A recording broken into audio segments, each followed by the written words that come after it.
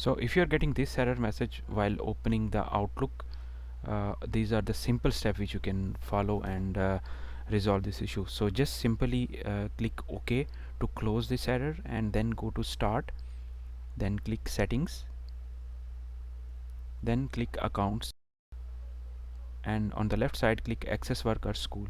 Here you will see the accounts which are associated with your Outlook, so just expand them and disconnect. This will take a moment to disappear the accounts from Access Work or School section.